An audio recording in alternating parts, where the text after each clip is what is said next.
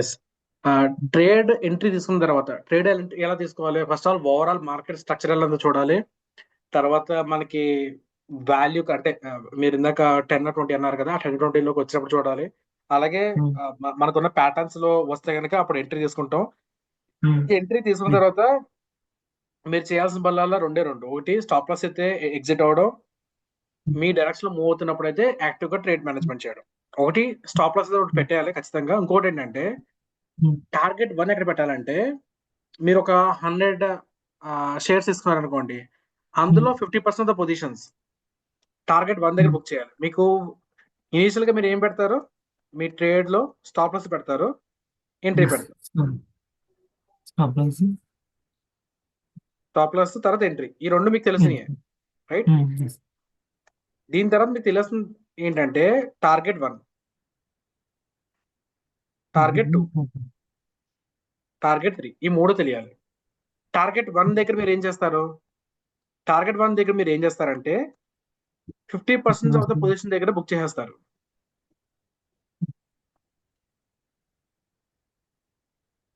Target one ఎక్కడ? 1 hour దగ్గర. ఇక్కడ ఆల్రెడీ మీకు రిస్క్ అనేది తెలుసు కదా, స్టాప్ లాస్ నుంచి ఎంట్రీ వరకు మీకు రిస్క్ అనేది తెలుసు. అప్పుడు 1 hour దగ్గర మీరు ఏం చేయాలంటే 50% ఆఫ్ ద పొజిషన్స్ అనేవి మీరు బుక్ చేస్తారు. Okay. బుక్ చేసేస్తే మీరు కొంచెం ప్రాఫిట్ అనేది తీసేసుకుంటారు, అవునా? Yes, right. ప్రాఫిట్ తీసేసుకున్న తర్వాత మీ స్టాప్ Hmm. లాస్ ని ఎంట్రీ దగ్గర పెడతారు. Okay. So, break in section. Yeah. Okay. Hmm. And move the stop loss to entry. ఇప్పుడు ఏమైంది? Hmm. మీకు ఎటువంటి ఎటువంటి పరిస్థితుల్లో మీకు స్టాప్ లాస్ అనేది, సారీ, మీకు లాస్ అనేది రాదు. ఎందుకంటే స్టాప్ లాస్ ఎంట్రీ దగ్గర పెట్టేశారు కాబట్టి. Hmm. ఓకే, అదే చెప్పాను ఇక్కడ. At target one book 50% of positions and bring remaining positions to break even stop loss to entry. ఈ స్టాప్ లాస్ దగ్గర నుంచి ఎంట్రీకి మూవ్ అయిపోతుంది. ఈ స్టాప్ లాస్ టార్గెట్ ఎంట్రీకి మూవ్ అయిపోతుంది. అంటే మీకు రిమైనింగ్ 50% పొజిషన్స్ దగ్గర ఎటువంటి రిస్క్ అనేది లేదు. ఆల్రెడీ 50% పొజిషన్ దగ్గర మీరు ఆల్రెడీ ప్రాఫిట్ బుక్ చేసుకున్నారు, రైట్? ఇప్పుడు మనకి ఫేవర్ గా ఉండే సినారియోస్ అంటే మాట్లాడుకుందాం, ఫేవర్ గా లేని సినారియోస్ అంటే మాట్లాడుకుందాం. ఫేవర్ గా ఉన్న సినారియో ఏంటంటే నెక్స్ట్ ఇంకా టార్గెట్ 2 కు మూవ్ అవుతుంది, లేదా మీ ఎంట్రీ దగ్గరికి వచ్చి మీ స్టాప్ లాస్ కొట్టేస్తుంది. Okay, then possibilities. Hmm. మీ స్టాప్ లాస్ కొట్టేసినా సరే మీకు లాస్ వస్తుందా, ప్రాఫిట్ వస్తుందా? మాకు లాస్ అయితే ఉండదు. ఎగ్జాక్ట్ గా. ఎందుకంటే మీరు 50% పొజిషన్ దగ్గర ఆల్రెడీ ప్రాఫిట్ బుక్ చేస్తారు. బుక్ చేసేసాము. 50% పొజిషన్ దగ్గర మాత్రమే మీరు బ్రేక్ ఈవెన్ దగ్గర పెట్టారు. అంటే ఆ బ్రేక్ ఈవెన్ దగ్గర జీరో వస్తుంది. ఆ ఆ, ఎక్కడ టార్గెట్ వన్ దగ్గర బుక్ చేశారో అక్కడ మీకు ప్రాఫిట్ వస్తుంది. Yes sir, right. అంటే ఓవరాల్ గా మీకు ఎంత ప్రాఫిట్ వస్తుంది అంటే 0.5 hour వస్తుంది. టార్గెట్ వన్ దగ్గర మీకు స్టాప్ లాస్ కొడితే, అంటే టార్గెట్ వన్ రీచ్ అయిన తర్వాత మీ ట్రైలింగ్ స్టాప్ లాస్ హిట్ అయితే మీకు ఓవరాల్ గా 0.5 hour అనేది రిటర్న్ వస్తుంది, అవునా? ఎస్, కరెక్ట్ అండి. సో ఈ విధంగా చేస్తే ఏంటంటే మీకు ఎమోషన్స్ నుంచి బయటపడిపోతారు first, which is very very important. Remaining 50% will bring you big profits. Either big okay, profit వస్తుంది లేదా ప్రాఫిట్ అవ్వదు, అంతే. కరెక్ట్ అండి. కరెక్టా? Yes. And book yes. Other positions in the next targets. ఇక్కడ కొన్ని పొజిషన్ బుక్ చేయొచ్చు, ఇక్కడ కొన్ని పొజిషన్ బుక్ చేయొచ్చు. Then the target two is reach, keep trailing stop loss target one. ఇది రీచ్ అయితే ఇక్కడ పెట్టుకోవాలి స్టాప్ లాస్. ఒకవేళ ఇది రీచ్ అయితే ఇక్కడ స్టాప్ లాస్ పెట్టుకోవాలి. ఓకే. ఎస్. ఇది ఫాలో అయితే మీకు ఏంటంటే ట్రేడింగ్ అవుట్కమ్స్ ఫోర్ పాసిబుల్. ఒకవేళ అది ఫాలో అయ్యారనుకోండి మీకు జరిగే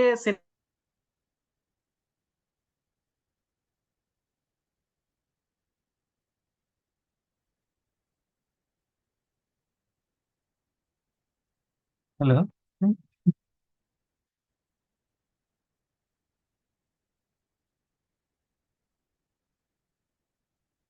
హలో.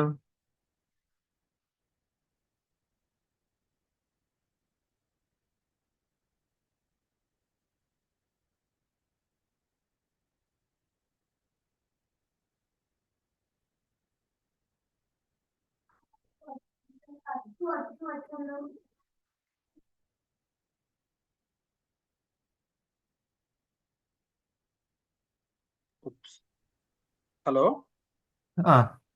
హలో ఇప్పుడు దాకా ఆడిబుల్ అండి నేను చెప్పిన మాట ఏం వినిపించలేదండి.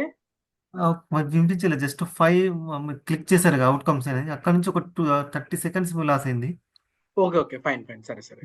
మనం ఏ ట్రేడ్ తీసుకున్నా సరే ఈ 5 పాసిబుల్ అవుట్కమ్స్ మాత్రమే ఉంటాయి, అవునా? ఇందులో మీకు ఈ బిగ్ లాస్ అనేది రాదు, అసలు రానే రాదు. ఎందుకంటే మీరు ఆల్రెడీ డిఫైన్ చేసేసుకున్నారు మీ రిస్క్ 5 to 8% మాత్రమే అని. దీని ప్రకారంగా మీరు పొజిషన్ సైజ్ తీసుకుంటారు. ఆల్రెడీ పొజిషన్ సైజ్ గురించి చెప్పాను. ఆ పొజిషన్ సైజ్ మీరు ఫాలో అయితే మీకు 1% లాస్ ఎక్కువ రాదు, ఓవరాల్ పోర్ట్ఫోలియో. అవునా? అంటే మీకు ఈ బిగ్ లాస్ అనేది కాన్సెప్ట్ లేదు, ఎందుకంటే మీరు ఆల్రెడీ మెచ్యూర్డ్ ఎనఫ్ ఇప్పుడు ఈ స్టేజ్ కి. ఈ బిగ్ లాస్ అనేది వచ్చే అవకాశమే లేదు, మొత్తం రూల్ అవుట్ అయిపోయింది. ఇప్పుడు వచ్చే అవకాశాలు ఏంటంటే ఇవి మాత్రమే. ఇప్పుడు వచ్చే అవకాశాలు ఏంటి? ఈ ట్రేడ్స్ ఇవి మాత్రమే వస్తాయి, ఇవి మాత్రమే వస్తాయి. ఇందులో ఈ స్మాల్ విన్ ఎప్పుడు వస్తుంది అంటే టార్గెట్ 1 బుక్ అయ్యి మీరు ట్రైలింగ్ స్టాప్ లాస్ కొడితే, అవునా? ఈ స్మాల్ లాస్ ఎప్పుడు వస్తుంది? డైరెక్ట్ గా మీరు స్టాప్ లాస్ కొడితే. ఈ బ్రేక్ ఈవెన్ ఎప్పుడు వస్తుంది? ఈ ట్రేడింగ్ మెథడ్ ఫాలో అయితే కనుక ఒక్కొక్కసారి మీకు బ్రేక్ ఈవెన్ వచ్చే అవకాశాలు కూడా లేదు. మినిమం 0.5 ఆర్ అయితే వస్తుంది, లేదా -1 ఆర్. అంటే ఈ స్మాల్ విన్ అంటే ఏంటంటే 0.5 ఆర్, ఎందుకంటే 50% పొజిషన్ మీరు బుక్ చేస్తారు కాబట్టి. ఈ స్మాల్ లాస్ ఏంటంటే -1 ఆర్. ఆర్ అంటే తెలుసు కదా. ఈ బ్రేక్ ఈవెన్ అనేది మనకి పాసిబిలిటీ ఉండదు, ఎందుకంటే ఇది ఉండదు మనకి. ఏదైనా -1 ఆర్ లేదా 0.5 ఆర్. ఈ బిగ్ విన్ అంటే మీరు ట్రైలింగ్ చేసుకున్న దాన్ని బట్టి ఉంటుంది, లైక్ 3 ఆర్ తర్వాత 5 ఆర్ అలాగా. ఇది ఎలా బుక్ చేయాలనేది నేను ఫర్దర్ గా వర్కౌట్ చేస్తున్నాను. అది మీకు ఇంటర్న్షిప్ లో మీ హెల్ప్ తీసుకొని ట్రై చేస్తాను. అది ఇండికేటర్ లో కూడా మనం పెట్టుకోవచ్చు, ఓవర్ ఎక్స్టెండ్ అయినప్పుడు మనం ఎలా ప్రాఫిట్ బుక్ చేసుకోవాలి అనేది. ఎందుకంటే మీరు అక్కడ బుక్ చేయలేదు అనుకోండి, మళ్ళీ వాల్యూ దగ్గరికి వచ్చేస్తుంది, మీన్ వాల్యూ దగ్గరికి వచ్చేస్తుంది కదా. దాన్ని అవాయిడ్ చేయొచ్చు, బట్ స్టిల్ దాని మీద వర్కౌట్ చేస్తున్నాను నేను. ఫర్దర్ గా ఫ్యూచర్ లో మన ఇద్దరు వర్క్ చేద్దాం లేండి. సో మనకి పాసిబుల్ అవుట్కమ్స్ అయితే ఒకటి 0.5 ఆర్. ఈ ట్రేడ్ మేనేజ్మెంట్ మీరు ఫాలో అయితే 0.5 ఆర్, -1 ఆర్, లేదా big win like 3 R 5 R కానీ ఏదైనా రావచ్చు, రైట్?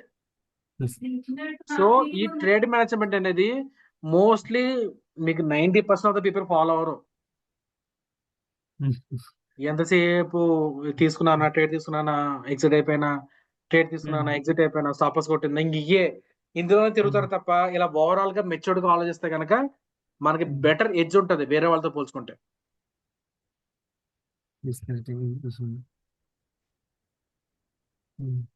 ట్రేడ్ మేనేజ్మెంట్ లో this is like Pinnacle size అన్నమాట, అంటే అల్టిమేట్ అన్నమాట. ఇది మనం పక్కగా ఫాలో అయితే ఎమోషనల్ లెస్ ట్రేడర్ అవడానికి అవకాశాలు ఎక్కువగా ఉంటాయి.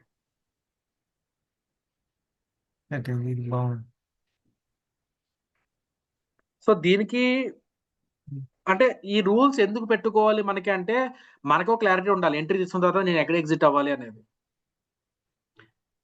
ప్రాఫిట్ వస్తే ఇంకా ఎక్కువ ప్రాఫిట్ రావచ్చేమో, లేదా వెంటనే స్టాప్ లాస్ కొట్టేయచ్చేమో అన్న కన్ఫ్యూజన్స్ నుంచి బయట పడాలి అంటే మనం ఏదో ఒక మెథడ్ ఫాలో అవ్వాలి, లేకపోతే పాసిబుల్ కాదు, ఎవరికైనా పాసిబుల్ కాదు, రైట్? సో ఈ మెథడ్స్ ఫాలో అయితే we will be on the right side.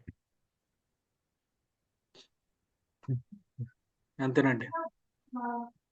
So this covers the entire మన ట్రేడింగ్ స్వింగ్ ట్రేడింగ్ కోర్స్ అంతా కూడా కంప్లీట్ అవుతుంది. స్టార్టింగ్ ఫ్రమ్ సెక్టర్ ని ఎలా ఐడెంటిఫై చేయాలి, రైట్ సెక్టర్ ని ఎలా ఐడెంటిఫై చేయాలి, తర్వాత స్టాక్స్ ని ఐడెంటిఫై చేయాలి, రైట్ సెక్టర్ లో రైట్ ఇండస్ట్రీని ఐడెంటిఫై చేయాలి, తర్వాత మనకి వేరియస్ ఎంట్రీ మాడ్యూల్స్ ఏమున్నాయి, ఓకే? ట్రాప్ ట్రేడింగ్, జనాలు ఎలాగ ట్రాప్ అవుతారు, రైట్? ఆ తర్వాత పొజిషన్ సైజింగ్ ఎలా తీసుకోవాలి, పొజిషన్ సైజింగ్ ఎలా ఉండాలి అంటే మనం ఓవరాల్ క్యాపిటల్ లో డిమినిషన్ అవ్వకుండా ఉండాలి, ఓకే? మనం మాక్సిమం ట్రై చేసేది ఏంటంటే మనం మార్కెట్ లో సస్టైన్ అవడానికి ట్రై చేస్తూ ఉంటాం. ఆ ప్రాసెస్ లో మనకి వెల్త్ అనేది క్రియేట్ అవుతుంది. అట్లీస్ట్ మనం దిగజారిపోం. దిగజారిపోకుండా ఉండడం ఇంపార్టెంట్ మార్కెట్ లో. మార్కెట్ ఈ రూల్స్ అన్ని కూడా దేనికి అంటే యూ హ్యావ్ టు సస్టైన్. అప్పుడు సస్టైనబుల్ మాత్రమే పాసిబుల్ అవుతాయి ఏదైనా సరే. వెల్త్ క్రియేషన్ కానీ లేకపోతే వేరే ఏదైనా కానివ్వండి, మీరు సస్టైన్ అవ్వాలి. ఫస్ట్ మార్కెట్ లో సస్టైన్ అవ్వాలంటే ఈ rules follow. These are like minimum bare rules. ఈ రూల్స్ ఫాలో అయితే you will get sustain in the market. Market లో ఎప్పుడైతే సస్టైన్ అవుతారో ఆటోమేటిక్ గా ప్రాఫిట్స్ అనేవి మార్కెట్ చూసుకుంటారు. ఈ రూల్స్ ఫాలో అయ్యారు అనుకోండి, మీకు ఎప్పుడైనా ఒక బిగ్ విన్ వచ్చింది అనుకోండి, that will take care of your entire thing. ఒకవేళ బిగ్ విన్ రాకపోయినా సరే you will B ending up here. అది కూడా మీకు పెద్దగా ఎఫెక్ట్ కాదు, ఎందుకంటే మీరు పొజిషన్ సైజింగ్ ఫాలో అవుతారు కాబట్టి ఇక్కడ. కానీ బిగ్ విన్ వస్తే మాత్రం yes, it will take care of your previous losses also. ఒక 3 hour వచ్చిందంటే it will take care of at least మీరు సస్టైన్ అయిపోతారు. ఒక నెక్స్ట్ 3 to 4 ట్రేడర్స్ వరకు మీరు ఆల్మోస్ట్ సస్టైన్ అయిపోతారు. మీకు ఎటువంటి ఇష్యూస్ రావు.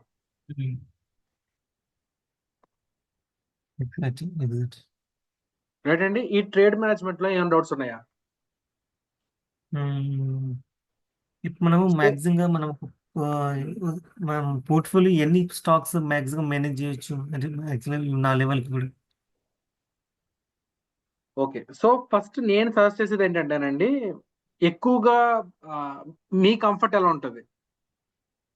మీ కంఫర్ట్ ఎలా మనం ఉంటుంది అంటే మీరు ఎక్కువగా ఫోకస్ చేయగలరా లేదా తక్కువ ఫోకస్ చేయగలరా అంటే దాని మీద డిపెండ్ అవుతుంది. నా దృష్టిలో అయితే మాక్సిమం 5 స్టాక్స్ తీసుకుంటే సరిపోతుందండి. 5 స్టాక్స్. మీరు 1 lakh మెయింటైన్ చేస్తారు అనుకోండి, ఒక్కొక్క దాంట్లో 20,000 పెట్టారు అనుకోండి, 1% స్టాప్ లాస్ తోటి, దట్ ఈస్ గుడ్ ఎనఫ్. అన్ని కలిపి ఒక దాంట్లో పెట్టక్కర్లేదు, ఒక్క దాంట్లో పెడితే సరిపోతుంది. 5 are గుడ్ ఎనఫ్. మీరు ఒక క్వాలిటీ స్టాక్స్ తీసుకుంటే 5 are గుడ్ ఎనఫ్.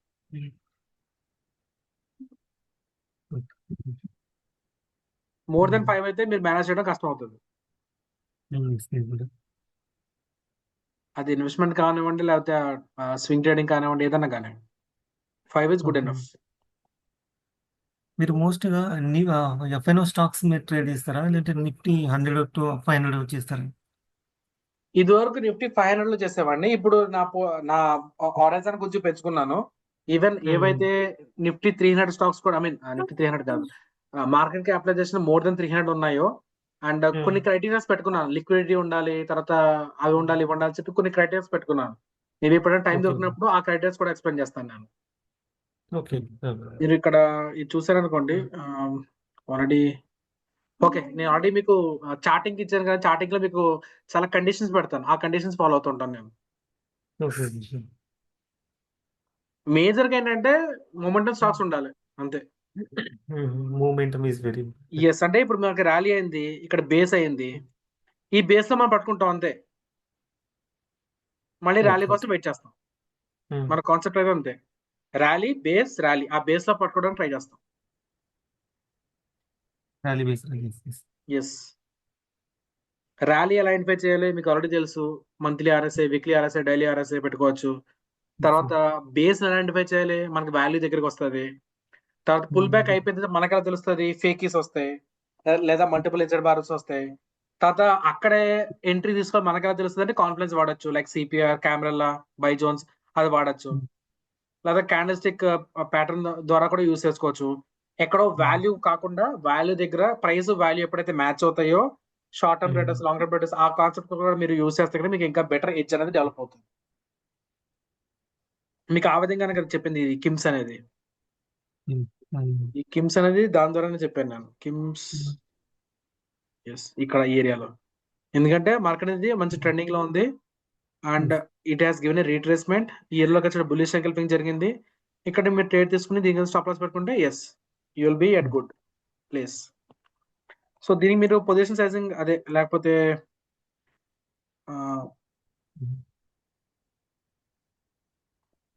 ఇది నా ఎంట్రీ పాయింట్, ఇది 1 hour. ఓకే, ఇది 1 hour, ఇది 2 hour. ఈ 1 hour దగ్గరకు వచ్చినప్పుడు నా స్టాప్ లాస్ ఇక్కడ నుంచి మూవ్ చేసుకుంటాను, 50% పొజిషన్ ఇక్కడ బుక్ చేస్తాను. ఇప్పుడు నాకు ఎటువంటి రిస్క్ అనేది ఉండదు.